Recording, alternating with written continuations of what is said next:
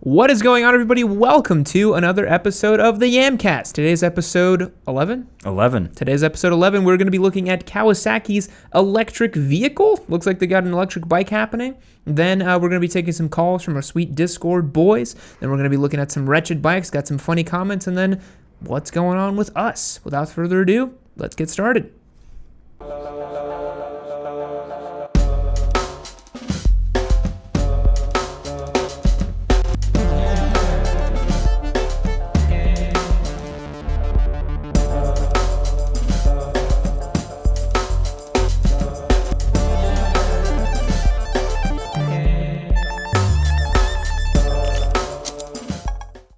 Before we dive in, everybody, remember, you can always join up and support us over at YammieNoob.co. It's the best way to sign up for all the goodness over at Yammie Noob. We got exclusive content, our Discord server. You can actually watch these live, as some folks are doing right now, which is pretty cool. And you can send us questions, chat with us, and it's just the best way to support what we do. So let's get into it. So apparently we have Kawasaki hinting an electric future, right? Yeah, and I'm going to share this with our Discord boys so they can follow along at home.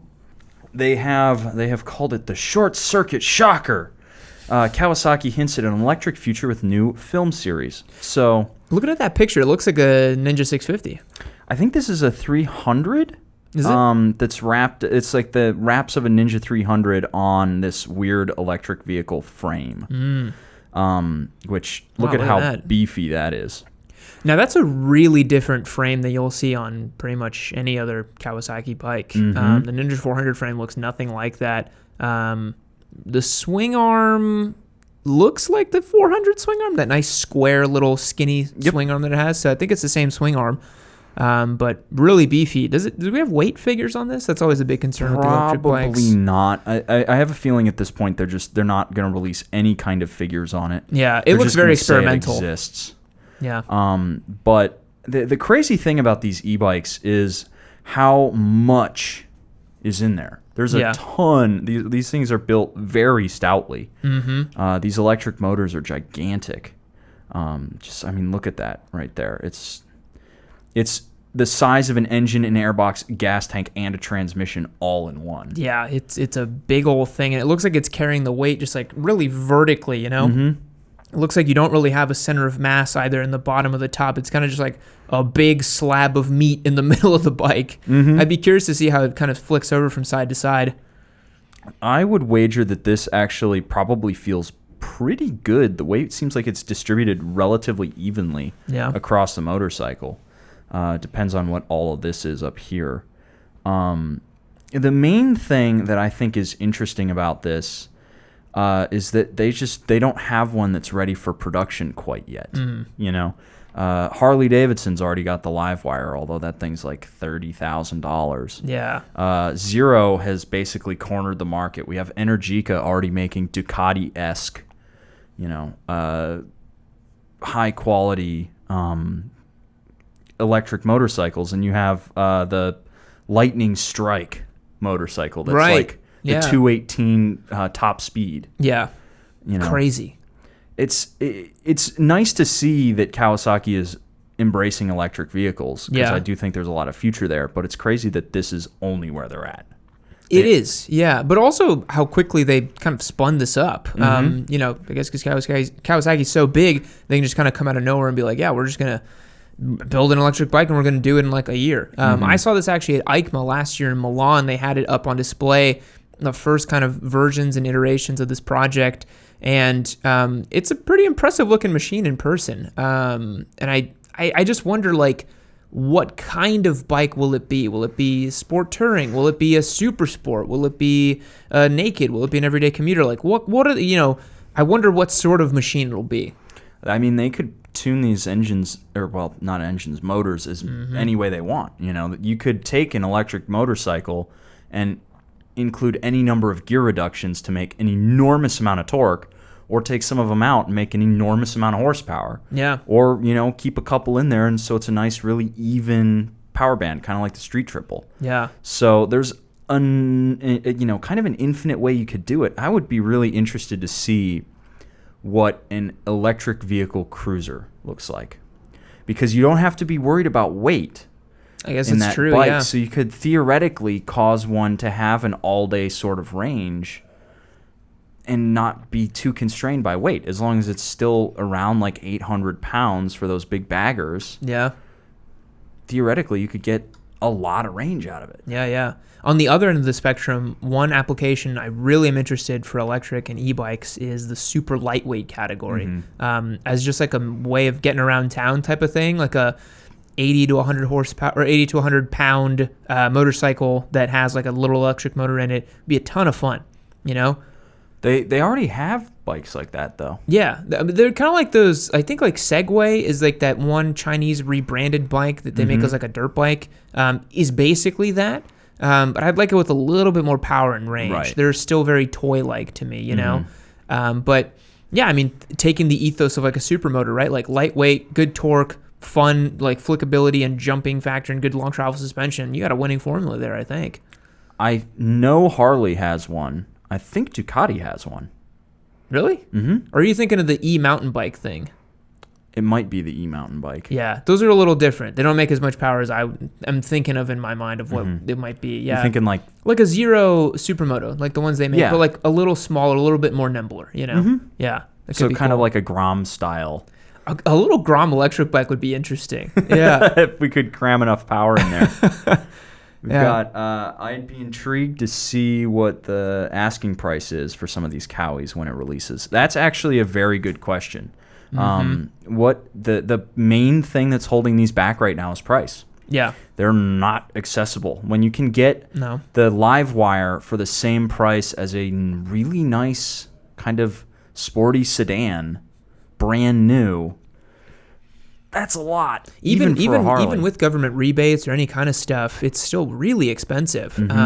I think for Kawasaki to be successful with this, it'd have to be below 15 grand for sure. It'd have to be right around that pocket, a price point. Otherwise, it's just going to be really inaccessible. I think I did see in the article, though, it looks like it says it's 215 kgs. Looks like that last paragraph there says, different to electric projects we've seen before. Manufactured, this is 219 kilogram machine. 219 kilograms. That's relatively lightweight, honestly. It's under 500 pounds. And with time, these batteries are going to get smaller and more efficient. Yeah. I'd say start out with a sport touring motorcycle where weight, again, is not the primary concern. Make it really fun. Have it have like a 200-ish mile range for a good day ride. Yeah. The real question becomes, I think for like around the town and commuting, super cool, right? It's easy to go to work, come back home, charge it up, you're done. But when you're out on the road, and you know, it's funny because not that many people like do super long distance rides on their bikes. But if you were to do it, how would you charge up an electric motorcycle, right? Like, is it just an outlet? You just plug it into an outlet somewhere? I would imagine it would look like one of those charging stations that you use on your Tesla kind of thing. Yeah. Where those are only for Teslas though, right? That outlet or that socket. But I mean, you could just design your own, you know. Yeah. There's no. I'm sure you could also probably even license some of those out. Yeah. Pay a little bit of licensing fee and then anybody could use it kind of thing. I think that's the big issue right now is just standardization, you know? Like I think whenever gas engines started coming out, it was just like, oh, these will all run on the same fuel. We just need to set up stations that have the same gas, meet some sort of standard, and we're done. But this with the different outlets, different battery types, there's no standard battery that they all use, you know? So it's like, how do you kind of work around that, you know what I mean? That would be a big deal, is if they could cause there to be a universal socket or a universal battery. Yeah, because that way you could spend a lot of R&D on making a really nice version of it that charges very quickly. You know, use a big thick cable that, you know, can carry a lot of current directly to the bike. You could theoretically charge a motorcycle in under an hour, you know? Yeah. Probably even like a half hour. The batteries are way smaller than car batteries. Yeah. And if it takes an hour to charge a Tesla, it'd probably take 20 minutes to charge a motorcycle. Yeah. But the real question is, how fun would it be to ride? I mean, it's a motorcycle. It's got to be fun. It's got to be accessible and enjoyable and give you that feeling of being on a bike. You'll still get the open air thing. I've ridden electric bikes a couple of times. You still get the open air thing. But the ones I've ridden, you know, they're cool, but would I own one? No. They don't stir the soul, you know? They're so still and so smooth. Yeah. And so, you know, we dunk on bikes like the S1000RR for being very clinical, very smooth, but electric bikes are next level. Yeah. There's nothing. They whir like a spaceship, you know? Yeah, you just hear that little whine. Yeah. There's no real presence Yeah. to an electric motorcycle. You don't even turn it on. You just flip a switch and then you can go. Yeah. You know what I have heard is really cool though is when you have an e-bike or an electric motorcycle in the trails and you don't hear anything, you just hear the woods while you're like flying through. That would be really cool. People say that that's a really different way to experience that type of ride and is actually really, really cool. Because usually it's like that 2-stroke sound. Yeah, or just that 4-stroke just brapping away, just causing a whole bunch of ruckus. They say that it's a much more like, kind of immersive experience with nature type of thing, which that's pretty cool. Yeah. We've got YZF Andy saying charge it with a battery pack, like a solar panel battery pack. I don't think our solar panels are efficient enough for it to be done quickly. Think of the surface area on the bike. It's minimal to have solar panel on it, Like if you put the solar... I think the Tesla has some sort of... Like, somebody did the math on it, and it's like with our current solar panel technology, the solar panels that you can put on the roof of a Tesla basically just power the air conditioning. Yeah. Damn. I mean, that's a big job. Air conditioners are very inefficient. Yeah. They do sap power from a car, yeah. But that's all you can get while it's running. Yeah. Sure, it'll recharge the batteries slowly, but you're not going to like go get lunch and then have a full tank. You know what I mean? Yeah. As solar panels get better, I'm sure it'd be great, but they're also fairly fragile. Yeah. It'd be Imagine tough. dropping your bike and then you can't charge it up anymore. You know, that wouldn't be good. But apparently, from what I saw for this Kawasaki a while back, is they're experimenting with different, like thumb shifting methods or just new ways of keeping you kind of more engaged with the bike as opposed to just having just one throttle and that's it, just twist and go type of thing. They're experimenting with putting controls on the left side that does different stuff and giving you some sort of shifter that does something or another, which I think is cool. It's cool to experiment with different like tactile ways of interacting with an electric motorcycle because I do think they are missing something. I remember when I rode a Zero, I was like, this is cool, but I really miss a clutch and, a shifter and just a little bit of extra tactile things for me to move while I'm doing stuff, Yeah, it's just some way to, something just beyond this. Yeah. Because, when we were just at a dealership, you go and you sit and you touch the throttles and you feel the cables and stuff. You sit on a DCT bike and you realize there's nothing for your left foot to do. Yeah. There's nothing for your left hand to do. You sat on that Goldwing at Ride Now that was like that, right? Yeah. It was a DCT. It was really kind of weird. Yeah. It felt wrong to look down and not see a master cylinder, not see a cable, not see anything there. Yeah. For you to do. And it's kind of boring, especially when you realize that those bikes also have linked brakes that, slow everything down. It's just... Goldwing has a reverse gear too, right? It does have a reverse gear. It's a button. That. You push the button on the handlebar and it goes backwards. Does it just start going back, or do you have to twist the throttle to go backwards? You have to twist the throttle to get it to go backwards. Can you imagine twist the throttle and you go the other direction? That would be really weird. But it's crazy. Yeah, I'm curious to see how this Kawasaki is going to turn out. They're the first of the big four to make a big foray or a big splash into electric. I haven't seen Yamaha or Honda or Suzuki doing anything. I don't. Honda would be the nearest one with cars. Yeah. Yeah. But they have that cute little that new EV they just released. It's like this little square boxy looking thing. I don't remember what it's called. Me neither, but I know what you're talking about. Yeah, it's this cool little car. Wouldn't it be great if Suzuki just came out and made some like hybrid Busa or something like that? Some hybrid powered Busa. Bring back the Busa with 200 foot-pounds of torque right from go. They're like, suck on these nuts, H2. Hybrid Busa. And then it just goes like, down the road. That would be great. Yeah. So that's all we got for the Kawasaki electric motorcycle. Let's dive into some funny comments and our call-in section. So, do we want to start out with a comment while we're waiting for a call? Sure. All right. So our first comment is one that you found, if you want to take us away. Yeah, it looks like E-Rock Frederick says, how have we gotten so far off topic? Busa! All other bikes are mere scooters. And that was on my R1 wouldn't want to own it video that I put up. That's just a great meme. Yes. It's just a good meme to just... I love the idea that like we're straying from the light by talking about other bikes and not featuring the Busa as much, which now it's been relegated to the corner over there in the shop. I don't know the next time we're going to wheel that out. I really don't like riding it. It's not fun. It's like the last time we wheeled it out was for a prop for that one video we used it for. Like I feel like that's all we use it for, just like stupid memes and goofy stuff every once in a while, you know? That's really all it's good for. Especially Busa boys all over him now. You put them on blast. They can feel the disturbance in the force. Yeah. It's kind of interesting though. You're talking about the R1. That bike is just a really fast scooter though. Yeah. Because you don't need to use the clutch. You don't need anything. Yep. The Busa is way more raw. Yeah, so yeah. in that sense, he is kind of right. It is funny how with the quick shifter up and down, it's just a big old scoot, you know? And this is one from the Vault here. We actually don't really go back too often looking at these comments, but sometimes I see them pop up on the YouTube phone app. And I saw this on the Muscle Cruiser list. Johnny Vance says, "This list is fucked up.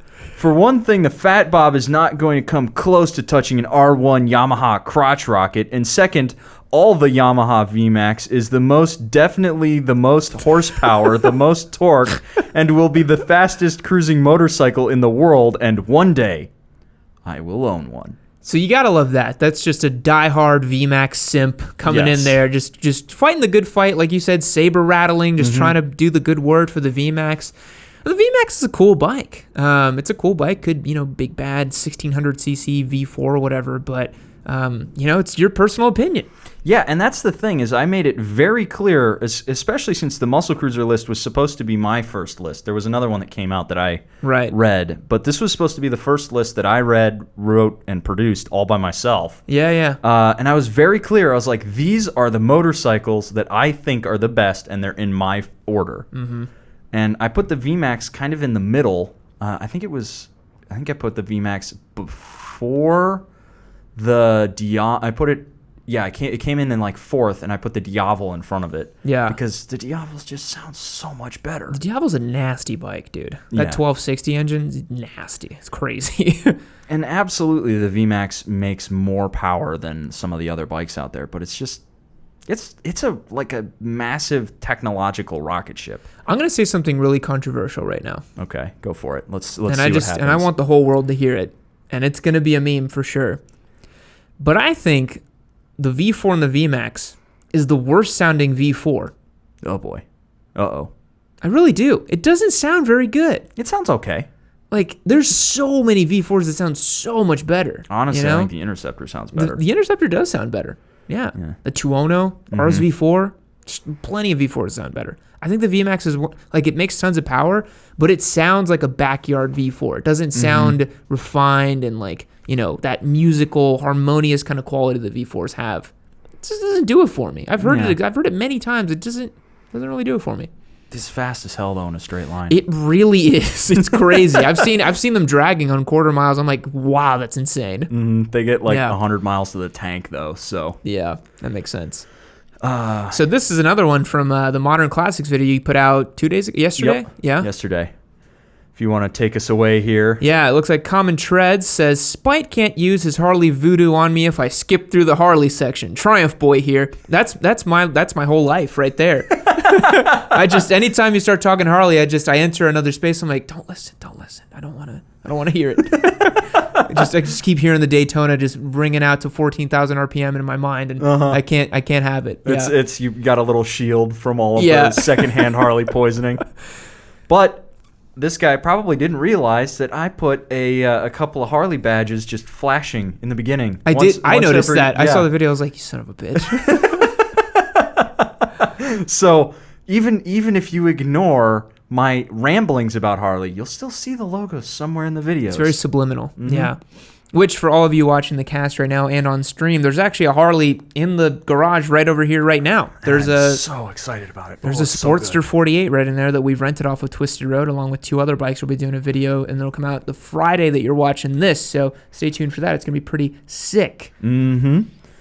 So, Spite, if you want to read this one from Dan the Fireman. Yes. Another wonderful content contributor. We got a call coming in. Never mind. Hello, you are on the Yamcast. How's it going? Oh, not too bad. Man, I'm surprised I even got in. Yeah. I couldn't catch your name on the Google Voice. Who are we chatting with? Oh, it's Ryan. Ryan. How's it going, man? What can we do for you?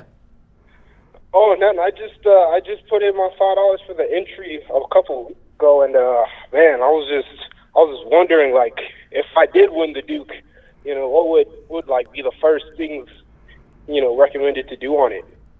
Man, first thing I would say is jump on it and go have fun. Honestly, it's pretty much ready to go. I think we've done pretty much all the mods that I'd want to do to it. Really, it's just pretty much set up, ready to go. Spite any. Yeah. So for those folks on the stream, the question was if Brian here got the Duke and won it, what would be the first mod we'd recommend?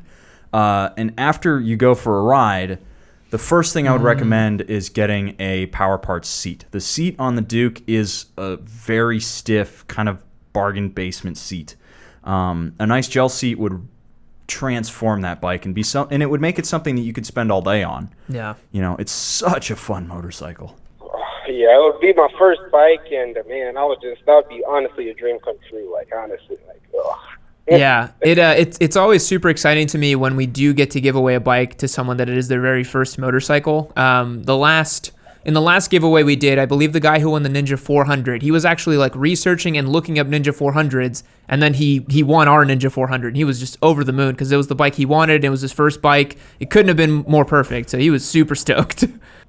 Man, I'm just hoping I'm that guy, man. Maybe, man. You never know. We're announcing the winners on June 15th, so in a week we'll be doing that stream, and maybe your name will come up. That'd be crazy.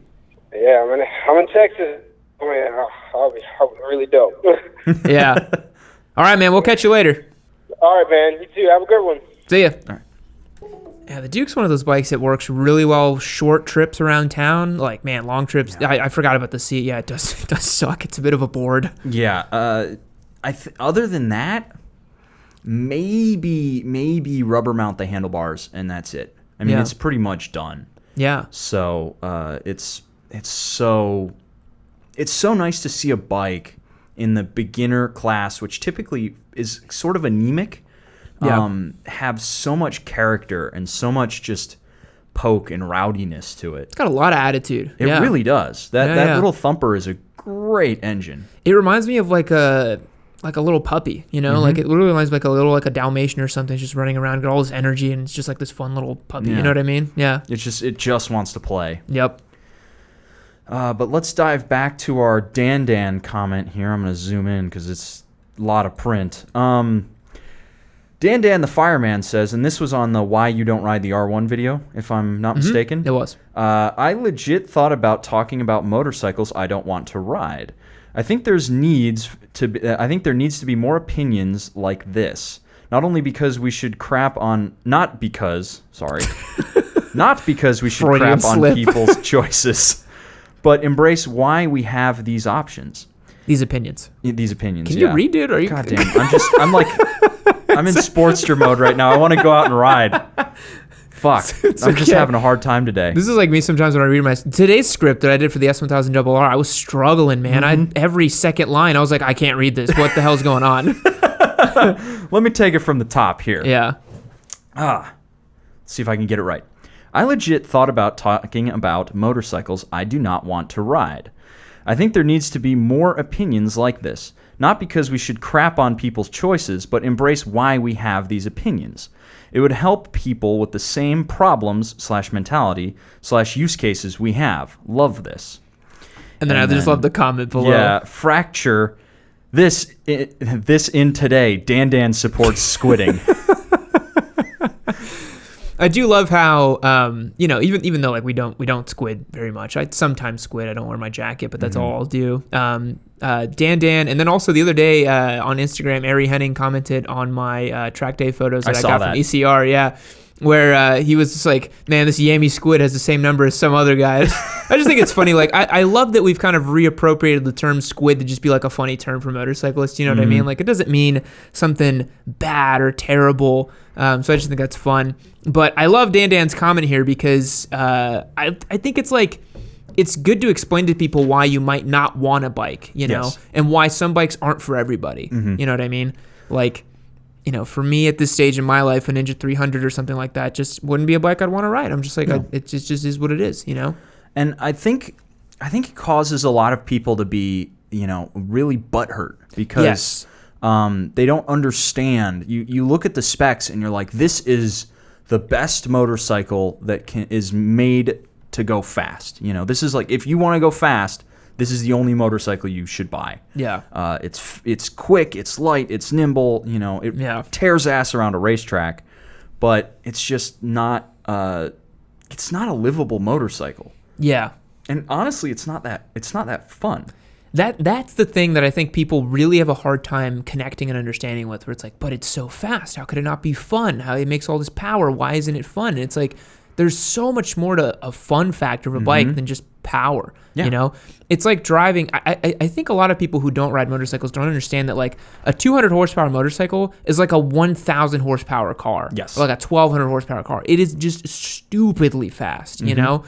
And just maybe that's the way we could maybe explain to people, where it's like, do you want to daily drive a 1,000 horsepower GTR every day? Is that fun? It stops being fun after a while. Yeah. You know? Like I still stand by my realization that after I rode the R1 for the first time, it completely recalibrated my feeling of speed. I didn't realize it was going to be such a moment for you. Like it really, like I remember after you came back to the garage, I could see in your face you were changed. Yeah, you know? it was completely different. Like I thought the Interceptor was quick, and I was like, this is a fast bike. You know, I wind it out, I go quick, $120. Oh yeah, and then I sit down and ride the R1, and I'm just like, nothing can touch it. Yeah. There's no point trying to compete for speed because it's so fast. And you saw how it's super skywalked the Busa. Yeah. You know, just left it like it wasn't moving. Mm-hmm. It's crazy. Yeah, it's just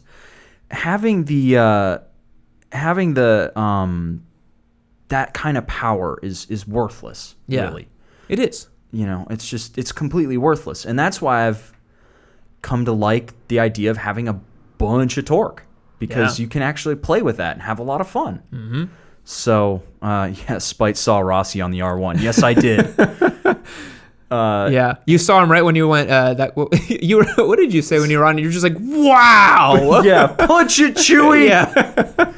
And it's incredible. I think everyone should experience it in a safe way. You know, God, I can't wait to get Andrew on the R1. Yeah. So for all you guys at home and on the cast, Andrew's never ridden a leader bike ever. The biggest bike he's ever ridden is a Tiger 800. That's the fastest bike he's ever ridden. When he gets on that R1, oh my God, man. Yeah.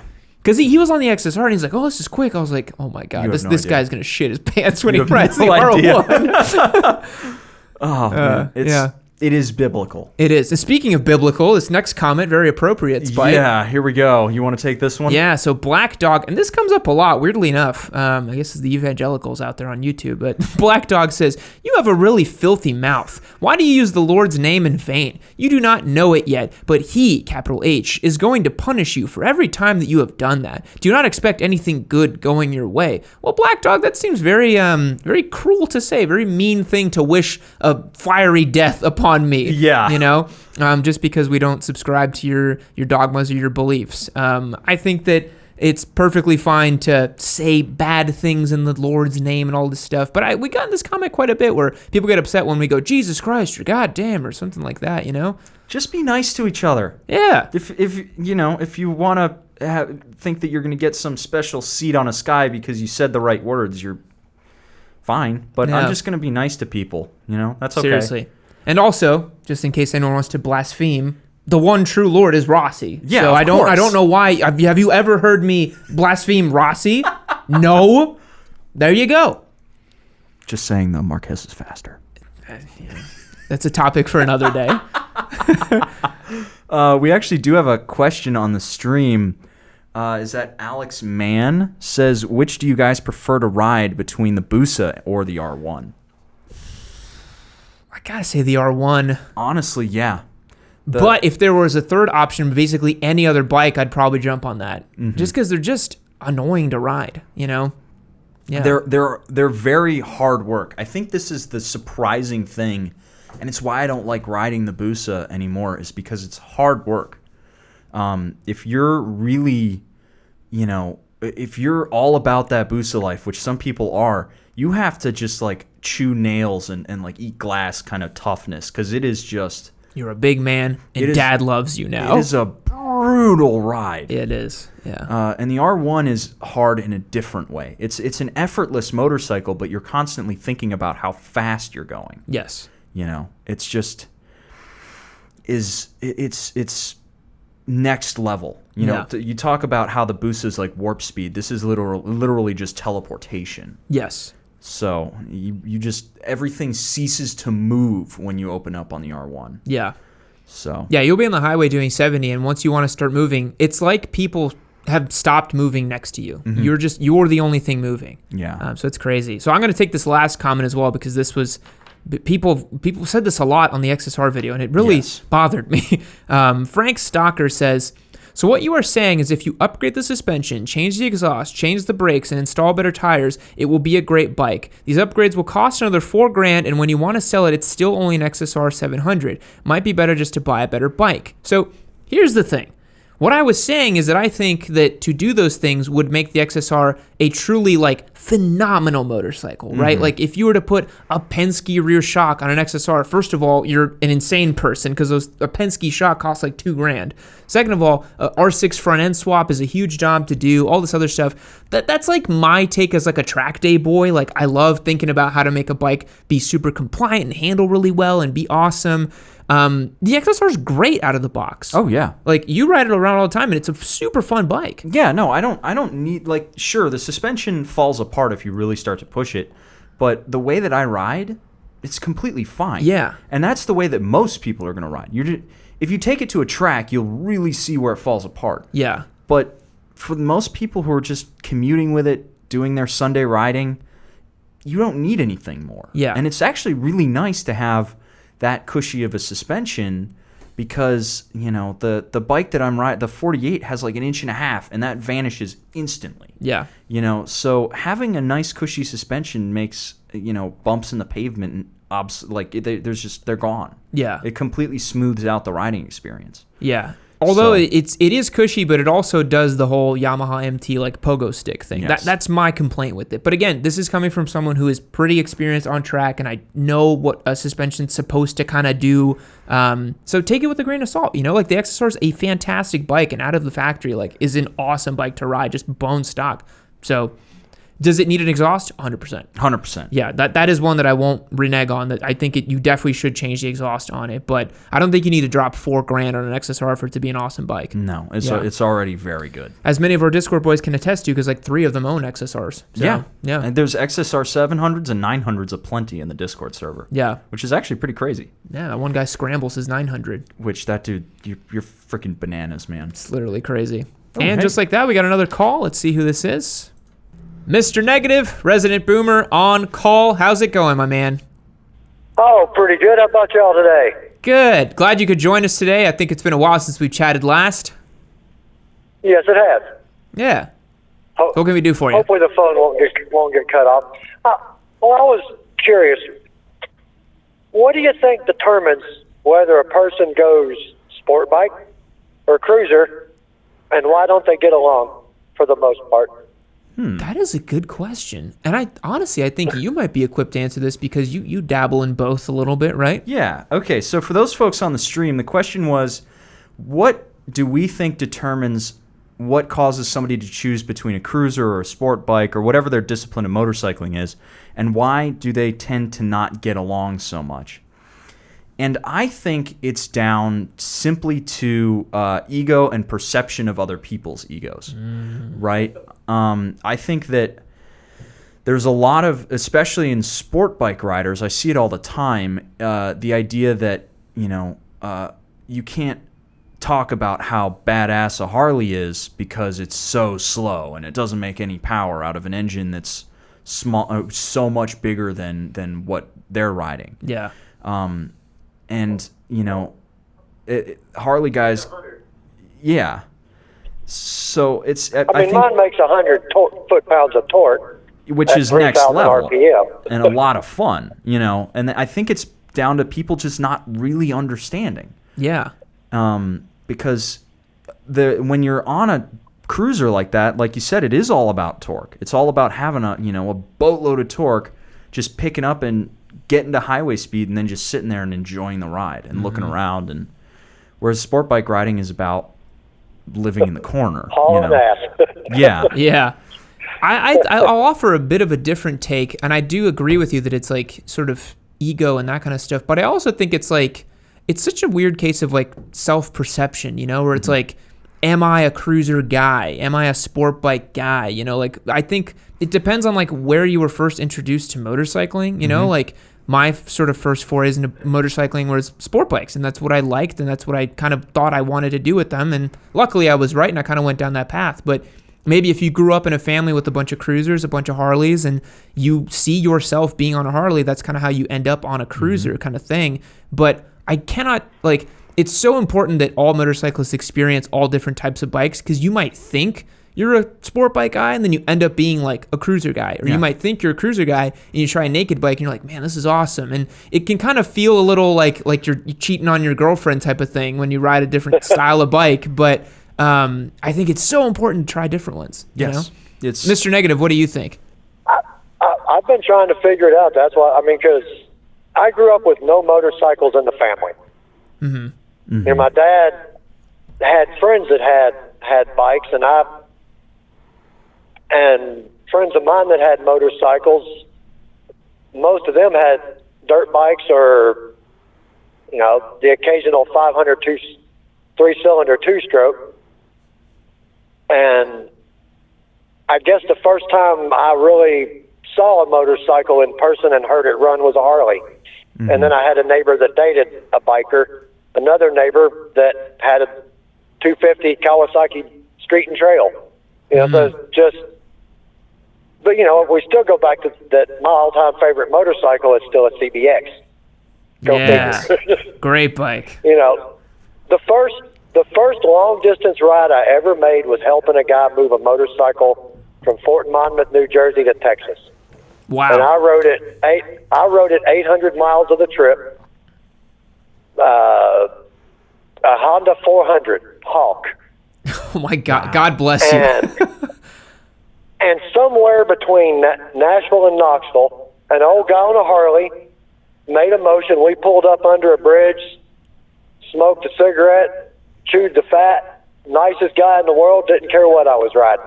Yeah. I kind of adopted that philosophy. Yeah. Be nice to everyone. But I've been places and tried to talk to sport bike riders and compliment their bike, and they just look at me like I got broccoli in my teeth instead of bugs. Yeah, and you hate to see that, honestly. Like, I think it's a real shame if someone's like standoffish just because of the style of bike you're riding. Now, I'm like you, where it's like, I don't care what you're on. Like, if you want to pull over and chat and we're at the same gas station or something, I don't care.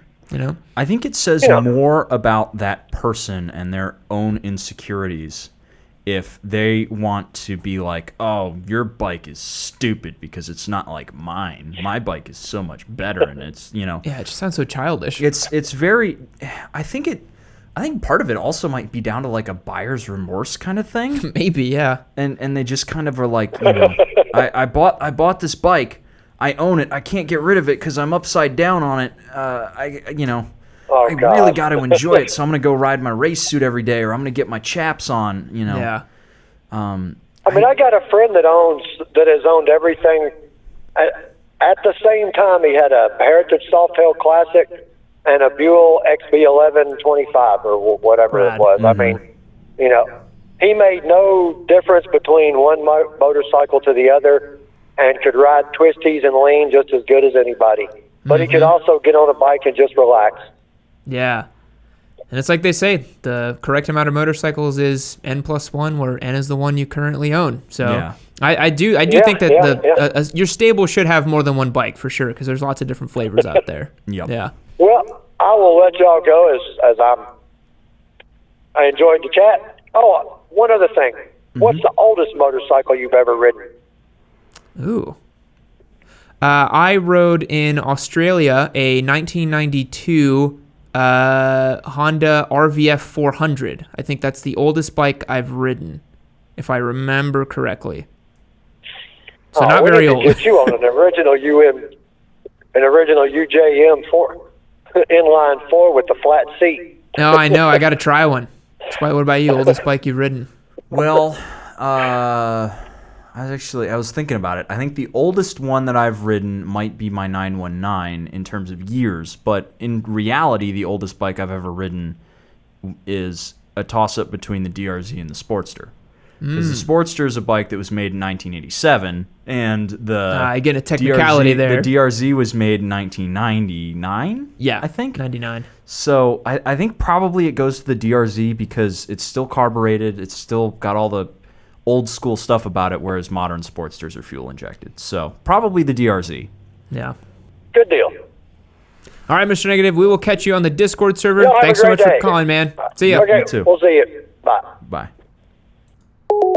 All right, I think that's going to wrap it up for our calls and our comments for today. Now let's jump into some Craigslist bikes and then what's going on with us. Let's do it. Starting off our Craigslist bikes for today, one that I will share with the Discord boys here is this wretched little 2006 or 1999 baby R6. First gen R6, true Street Fighter style here. Man, it's on its like every time I see a 600 that's been Street Fighter, I'm like, it's not long for this earth. You know, it's on its final iteration, final leg out. You know, Yes. If only you know there'd be like a humble track day bro who will take it under its wing and turn it into the proper little race replica it needs to be. You know. Yeah. I hate to see 600s like this. Honestly, I really do. It hurts my soul. I will say though that this bike actually, now that I've seen it bigger, because I thought it was just going to be something where it was just an atrocious binned motorcycle. It's actually relatively clean. Yeah, it seems like it was done with a modicum of sense. You know, they've got some nice high clip-ons here. I'm not seeing a ton of crazy rashing everywhere. Isn't it crazy how first gen had the right side up forks? Yeah, that's just so wrong. Yeah, old school, baby. But like they have the turn signals up front. Somebody actually it took the time. Put a little bit of effort into it. Usually it's just like, I binned this bike, I need to rip the fairings off and just like ride it without the plastics falling apart. Yeah. Let's read the description on it. The description on it. So it says 1999 Yamaha R6 Street Fighter naked bike. Sat in a garage with bad fuel pump for a year. Oof. Finally had some time to get it back up and running. New tires, mounted and balanced. New stator, new rectifier, new plugs, new battery. Looks like a bunch of new stuff. The fuel pump sitting there for a year is not that great. Yeah. Powder coated headers with shorty slip-on exhaust. Custom-mounted speedo, single headlight, clean, clear title. Lots of time and money invested over the years. What does he want for it? He wants $2,200. Honestly, that's not bad. You could do a whole lot worse. Yeah.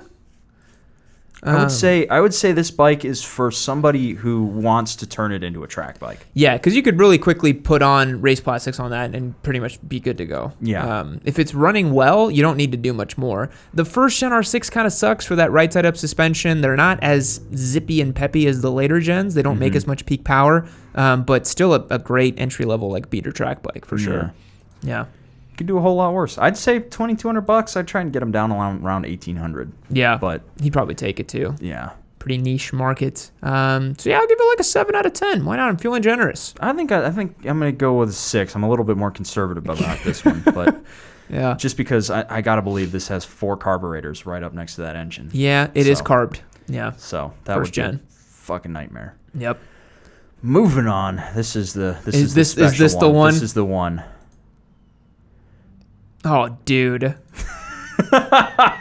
So let me read the title. The title is Trike 2009 automatic 250cc, 12K miles, may trade $1,750. Wow. Why don't you share it with the Discord boys so they see some of the wretchedness we're working with here. This thing's bad, boys. Just look at it. It's like might be the worst executed trike I've ever seen. Well, hold your peace for it stops at 50 miles per hour. Yep. That's good. Or is that the tachometer? No, that's definitely that's that's miles per MPH. hour. Yeah, that's MPH. Jeez, man. I like how his thumb is right here, so you can't really see if there's any damage down there. Little nice swirlies on the fender there. Looks like a tribal tattoo someone would put on the small of their back. Yep. And there's a whole bunch of parts because it's a Lego bike. Oh, yeah, wonderful. I don't understand why you would get this, of all things.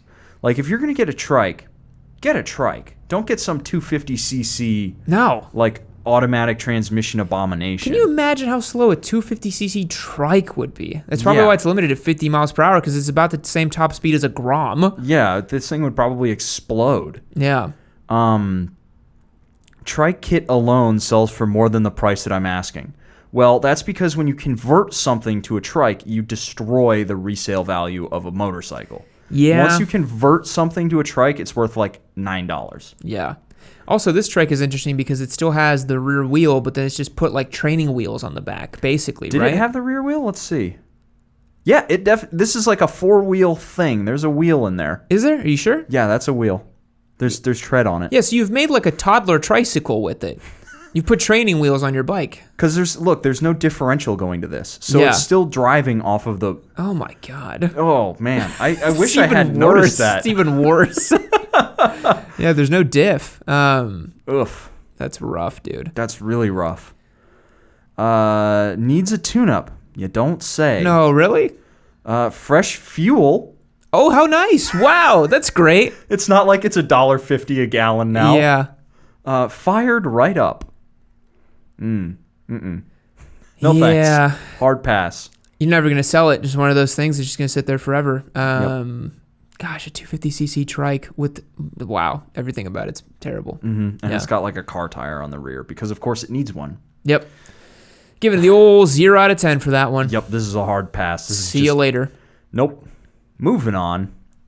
Let me share this with you boys at home. 2007 Honda Nighthawk 250. Now, this is, hands down, the cleanest Nighthawk 250 I've ever seen. It looks like it has never seen a mile. It looks like it's in showroom condition. Showroom condition, which is so strange for this motorcycle. I have a soft spot for these because you'll see these kinds of bikes everywhere in Brazil and in Mexico and those kind of places. They are truly like the people's bike. Yeah. You know, little moto boys use this to transport like food delivery services and that kind of stuff. Mm-hmm. I see you squinting over there. What are you looking at? I'm looking at the clutch cable because it's coming down behind the engine right there and then comes like right into the case. I thought for a second that was like the brake line. I was like, what is, no. Yeah, look at that itty bitty clutch. You don't need much more. It's the size of a quarter. Is this a 2-cylinder? I see 2 heads coming out, or 2 headers coming out, but or is it a one big 250 thumper? It's got to be a thumper, right? I think so. Because Honda doesn't really do 2-cylinder. 2007 red Honda Nighthawk motorcycle, twin-cylinder, 4-stroke. I guess it's starts and runs great. Little baby parallel twin. I guess the Nighthawk had a 2-cylinder. It has 21,000 miles on it. That's not a lot for a Nighthawk 250. But also, like, it's immaculate for having 21,000 miles. That's incredible. It's in better shape than my sled. Well, I have a feeling that the owner of this is probably not yeeting it down a trail. Yes. Yeah. But look at that front bike suspension right there. Definitely some Huffy grade stuff. Huffy grade for sure. I would, what? Drum brakes up front, too. But you got to remember, it's just a 250. You don't need much more than that, do you? You really don't. As long as it works. I would get it. Sure. $2,000 is $2,000 spicy, though, I would say. Just give him $1,500. He'll take it. Yeah, $1,500 I think is fair. But yeah, this would be a great like bike to keep in the stable to just have like as like a learner bike. Mm-hmm. If you wanted to teach someone else how to ride, if you wanted to go run errands around town or something. Kind of a neat little bike, I like how he has it listed at $1,999. Yeah. Because usually like the Craigslist listings, it's $2,000. Yeah. But this guy's like, no. $1,999. He's like, psychologically, it'll sell better if it's under $2,000. Yeah. This is that old trick.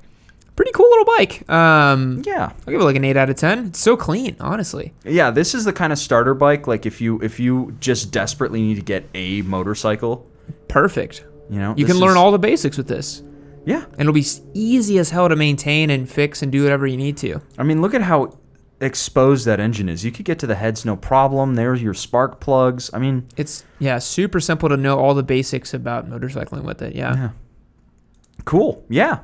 Great. And yeah, the condition actually is excellent. Yep. So he is correct. Moving on. Yeah. Oh, dude. Yeah. That's a real shame.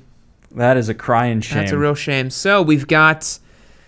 Oh, it's a 2017. That's even more of a shame. Yes. We've got a 2017 Honda CBR 1000 RR SP, right? This is the SP. It's an SP with, unfortunately, the old stretchy boy treatment on it. Look at how long that's... It's like a mile-long extension. chain. Yeah, mile-long chain. That is a real shame. Because the wheelie control was not enough. Yeah. The onboard wheelie control, it just didn't keep the front wheel down. Bro, I gotta get my 0 to 160 pull down. It's not 60 to 160. That's for babies. The thing that really upsets me about this is like I can give a pass to when people do this to Busas when they do it to ZX14s. So I'm like, you know what? It wasn't really a canyon carver anyways. As much as the Busa boys want to tell me that it is, it's just who cares, But the CBR is such a great bike to just chuck around a twisty road. It's such a great bike to take on track. Phenomenally capable. To do a swing arm stretch really hurts my soul. Yeah. Yeah.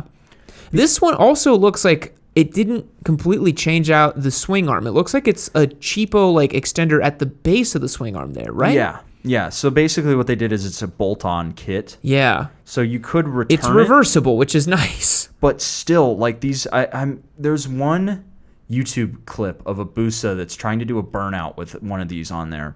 And the torque just causes the whole thing to snap. I think I've seen that, yeah. The rear wheel just in a second just shoots up underneath the motorcycle.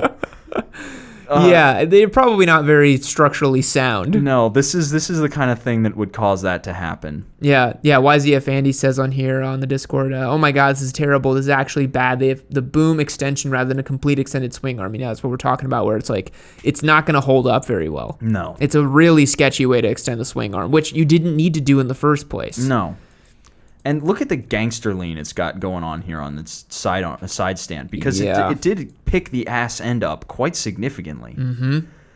Just why have you done this? So what's the description on this? This is actually like a dealership one. Oh God! Like this is at a motorcycle dealership somewhere in Florida. Probably was a trade-in. They want $12,299 for this. Nope. Nope. I don't think the 2017 Honda CBR 1000 RR SP is worth more than $10,000. Yeah, not from 2017, not really. Mostly because it's really kind of not the best leader bike, honestly. You have the ZX10, it's a better leader bike. R1's way better than the CBR 1000 RR. They're okay. I've ridden one a couple times, and it's just they're a leader bike. Yeah. This is the one that I rode. It was 2018, and actually Woods had this deal where they had 2018 surplus for a long time. They had like 4 or 5 that were just sitting on their dealership showroom floor, and you could go get them for under $10,000. Yeah, they were like $9,000. Wow. And they were just like, please come buy these bikes. Please just buy it. Yeah. And you will never see $12,000 for this bike. No. If this dealership really had their head screwed on straight, they would take the swing arm off and put it back to stock. Yeah. And then it's worth selling. Yeah, then you could list it at 12.3 or whatever they have it with the stock swing arm, and then that would still be pretty spicy. It would be spicy, yeah, but you could try it with this setup. You can't even try. No. So that's a real shame to see that on a CBR. But what do we have next? I think it's the one I picked. Yep. Now this it's fucking crazy, honestly. This one whoops, I didn't have the control in there. There we go. Now you guys have it. I don't understand what's the first thing you see here? Because there's so much to see, but what's the first thing you see? Yeah. Okay. The first thing I see is the external reservoir shocks going right up to some twin. Yeah. You got a dual shock setup on a sport bike going to some pipe under the tail. Yeah. Look at the way the exhaust pipe is routed here. The engine. Do those fairings remind you of anything? They kind of look like R3 or Ninja 400? They're Ninja 300 fairings. Ninja 300 fairings. Yeah, because if you go to the next photo, Ninja 300. Yeah. Okay. Yeah, that looks like a bit of a Ninja 300 right there. That's the front end of a Ninja 300. Go to the couple other, look at that dash, Ninja 300 dash. Interesting. So what the fuck is this motorcycle? It's like they bolted something onto a Ninja 400. But, yeah. Like what is the engine here? Because it says it's a 250, and it says it's automatic. Excellent condition, 250cc Falcon automatic motorcycle, top speed 70. What? That doesn't make any sense. Great for a beginner or rider or someone who wants transportation around city or town. And for a few months, then moved up to a bigger bike. Look at where the engine is. This looks like where the transmission is. It looks like it's got some stupid short chain on it. Is that no? That's like a shaft. It's a shaft drive? Yeah, what is that? Look at that. This is what I'm saying. I think the bones of this is something else, and someone put Ninja 300 fairings on it to make it look like a Ninja 300. This is another one. Look at how much lean it has and how far off center that front tire is. Yeah, this looks all kinds of fucked up.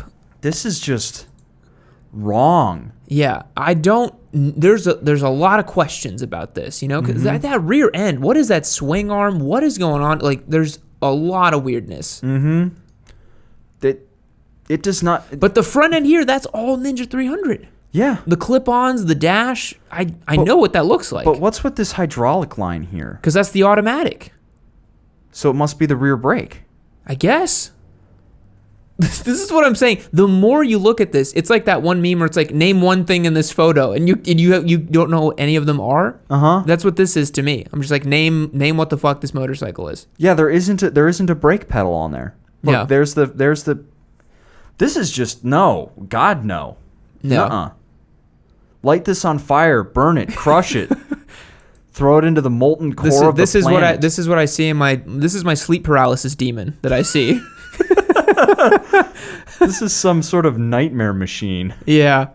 Bruh, it's a Frankencycle. Yes, it is. Yeah, the eyes just look like it says, kill me. Kill me. It has twin discs up front. Oh my god, what? Mm-hmm. Why does it have twin discs up front? The Ninja 300 doesn't have twin discs up front. Dude, you gotta tow down that unstoppable power of that 250. God, what is this motorcycle? And why is it called a Falcon? What is that? Bro, what is this? What have you done? I kind of want to call this guy and be like, what is this? Can you explain Give it to yourself? me straight, because what is this?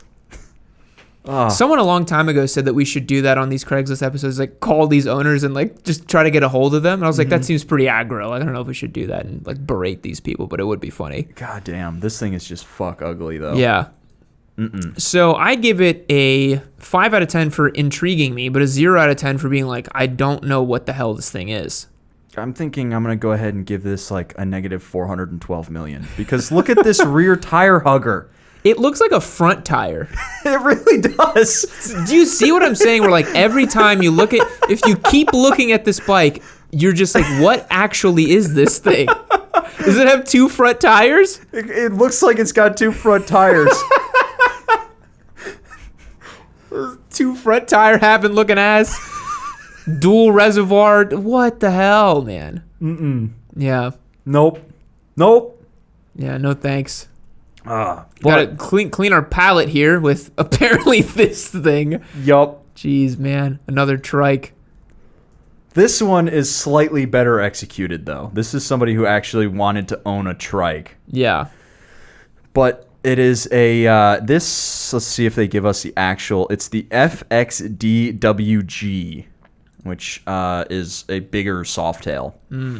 Well, just look at it. In all its glory. Mm-hmm. Now this is a real trike because it has a differential at the rear, right? Yep. And no rear wheel, right? It just has the 2. It's actually a real trike. Mm-hmm. And it's got 2 big ass car tires on it. Yeah. Because you need to slow it down even more. Yeah. No more lean. And look at the seat too. It's all duct tape. Here's the question: do you think it can wheelie? Maybe. I would love to see someone try. Those ATV boys could try it. I bet you it would, actually. Yeah. Depending, like, because, you know, if the tires are nice and warm, they got good grip, I don't see any reason why not. Probably makes like 80 foot-pounds of torque. Looks like a big engine. You just rip that clutch in first gear and see what happens, you know? And then you just, like, park it like this, and it would just ride down the street, just, you know, grinding the tail. That'd be great. But I don't understand why people convert these to a trike. Because it wasn't sold this way, right? Harley does make a trike, but this isn't it. I don't think this was a trike from the get-go. It's called the Tri-Glide. The Tri-Glide is the trike? The Tri-Glide is the trike. Which, shout out to, I think it was Ryan F9 who called it a overgrown mobility scooter, yes. right? Very accurate. Yeah. But for $6,500, no, that's okay. Yeah, that's a lot. And of course, it's in Florida. Mm-hmm. Shade True Surgeon, you did this. This is on you. It's on you in this Florida shit. Oh, God. This is bad. Yeah. What have you done? Yep. What year is it? 1996. Okay. So, I mean, it's a well-to-do motorcycle. Yeah. It's not worth $6,000 on its own, but no, certainly not. What a mistake was made with this. Yeah. So what's our last bike? Our last bike is it's the one I picked. That's right. This is just, I love these. We'll clean it up. Mm-hmm. Clean up our last act. So this bike is it's a recreation, it looks like, REC. Yeah. XR 1200 flat track. Grand National. Dude, yes, please. I love the looks of these bikes. Absolutely love it. The rear end, go back one. That looks so like scrambler to me. Yes. So like, yeah, it's ticking all the right boxes for me. It's such a cool machine. This is the kind of thing that Harley needs to be making right now. Oh man, hell yeah. Like they need to be making this motorcycle right now. Yeah. And the fact that they're not is kind of a shame. Chain drive, can you believe it? Mm-hmm. You need a chain drive. I know, but it's beautiful. It's beautiful to see it. Just look look at at it. Big honking K&N filter. That's funny. Yeah, that's a knee basher right there. Yeah. I love those high pipes, man. That's so cool. And this is just, it's in such clean spec too. Yeah. Looks great. So figuring this out, so this is a 2010 XR1200 that they've kind of turned to look into the flat track bike, if I'm understanding this correctly. Yes, so this must be the XR1200 was the bike that they released in like 2008. Yeah. That was kind of ahead of its time in terms of like the cafe scrambler craze. Yep. And then these guys have taken bits and pieces from the old XR750, which is the bike that Evel Knievel rode and was everybody's kind of like favorite flat track Harley. Yeah. And turned it into, a big XR1200. The gas tank looks like it has a ton of signatures on it. I wonder who has signed this motorcycle. I don't. Bobby something. Willie. Is that Willie Nelson? Willie G. That actually might be, if that is Willie G, that's Willie G Davidson. Who's that? He's one of the Harley brothers. Oh wow. Not one of the original ones, but one of the descendants of. Wow. That's cool. So if that is actually Willie G's signature, that's actually very cool. Yeah. I don't know how I would feel about this because it's a clone using a great engine and an okay frame. I feel like it's a museum piece though, Yeah, it's priced like one. I think they want like $24 for it. $23,995. Yeah. God damn. And they wrote a book report on it. Yeah. Bike is powered by a 1200cc Buell engine that is made of the 5-speed transmission. Mm-hmm. Interesting that they didn't put a 6-speed in it yet. Penske shock, remote nitrogen reservoir. We love a Penske shock. R6 forks in the front. What? Really? Yeah. Those are old school R6 front forks because they're still upside down. Or right side up, rather. Is it? It must... Must be like the same 99 R6 fork. Yeah, but why would you go with that? Is there a different R6 in Harley world? No. Weird. No. It's weird to put a Penske rear shock, which is a great piece, with like a right side up R6 front fork. Yeah. But then again, an R6 front fork is significantly better than, Yeah. just the stock. For sure. Yeah. It's got 1,200 miles on it. Interesting. I don't know how I feel about this. I think it's very pretty. It's well done. Yeah. It's a well done clone, but I still wouldn't. I would feel bad riding it, honestly. Yeah. Well, too spicy for my blood, anyways. I don't have Too spicy, I don't have yeah. 24 Gs to throw at a bike, so. Looks very good, but Yep. I wouldn't own it. Yeah. Alrighty, guys, that's going to wrap up our Craigslist bikes for the week, and now we'll round it up with what's going on with me and Spite. Sweet. Let's do it. So, Spite, what's going on with you? well, the most exciting thing that's going on with me is that I've got a Sportster 48 in the other room right there. You're just itching to ride it. I'm very excited to go back out and ride it. This is the first time I've ridden Sportsters before. This is the first time I've spent any real time with a Sportster. Yeah. And I love it. It's so much fun. Yeah. It's cool to see when you ride a bike that's sort of like a bike you've always thought about or wanted, and it just lives up to those expectations. you know? Yeah.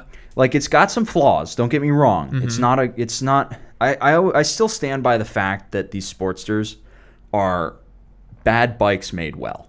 Right. They're not fast. They don't execute super well on that 1200 cc's, which everybody, clowns on them for. Yeah. The brakes work. The seating position is comfortable, sorta. Yeah. The suspension is woeful, especially in the rear, but it's just so much fun to ride. And when you're on it, you can just look past all of that because you just get on the highway and you sit in one lane at 70 miles an hour and you're like, yeah, this is where it's at. Yeah. There is something very commanding and powerful about cruising with forward-mounted controls. Yeah. I felt that on the Rocket 3 when I rode it in Tucson, and I was like, kind of like this. Yeah. It's a vibe for sure. Like, it's a super different feel than what I'm used to, but I could see the appeal. It's nice. Yeah. No, it's such a fun, like, it's so different to all of the bikes that I've been riding right now. It's such a nice change of pace to be on such an agricultural, such a loud and noisy motorcycle. Like, it doesn't have pipes on it. We don't have there isn't an exhaust system on it. It's using the stock pipes. Yeah. So you can very clearly hear the valve train just making a ton of noise. Yeah. It's a very character-rich bike without having, that's character kind of badness to it.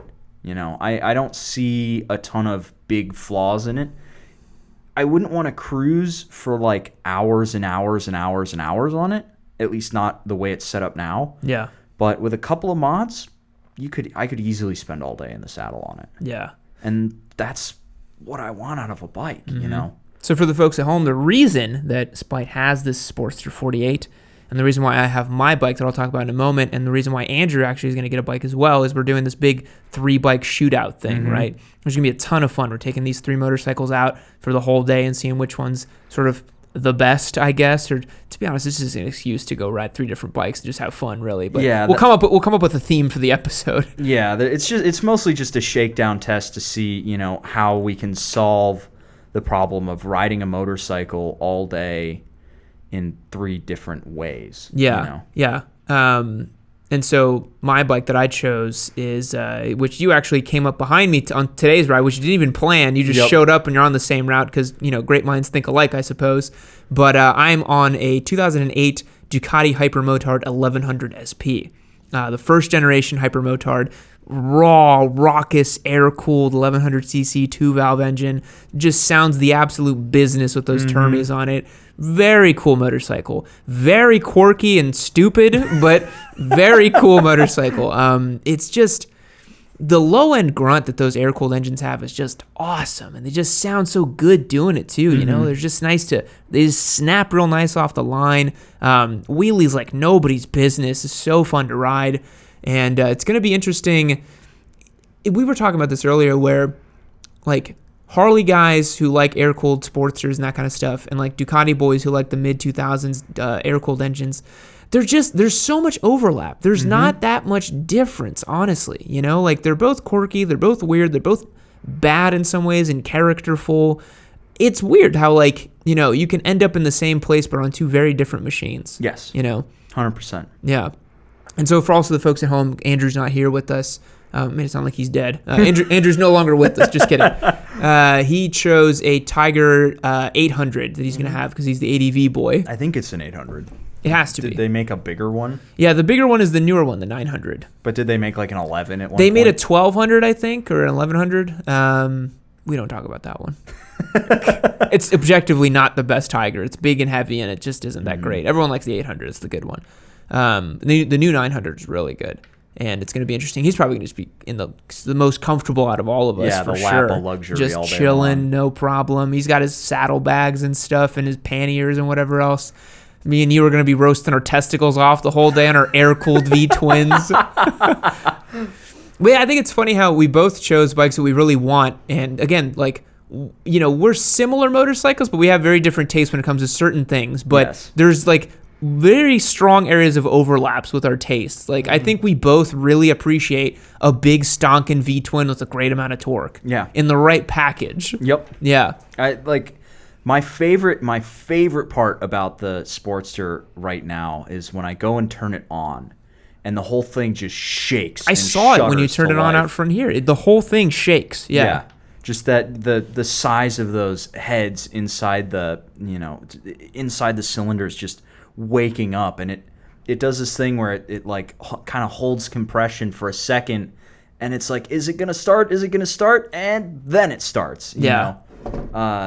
It's an appreciation for the analog and the raw. I think that's the thing that unites us, you know? Like, we both appreciate bikes that feel real, you know, that feel like they're moving and doing stuff, and, you know, that can have some bad qualities or character to it, but I'm okay with that as long as it feels real to me. Yeah. You know? The one thing I wish that the 48 had, which the Roadster does, is a tack. The Roadster has an analog sweeping tack. Love it. With a digital speedo in the same kind of 1 gauge space. Yeah. This is just speed. Yeah. And so, you know, you don't really... I can't imagine I've gone beyond 5,000 RPM, something like that, 4,500. Yeah. Kind of tapers off at 55 or 6, right? I think it stops at 55. Yeah. But I don't know. I can't tell, so. Yeah. But do those, this might be a silly question, but those do have an RPM cut, right? I think so.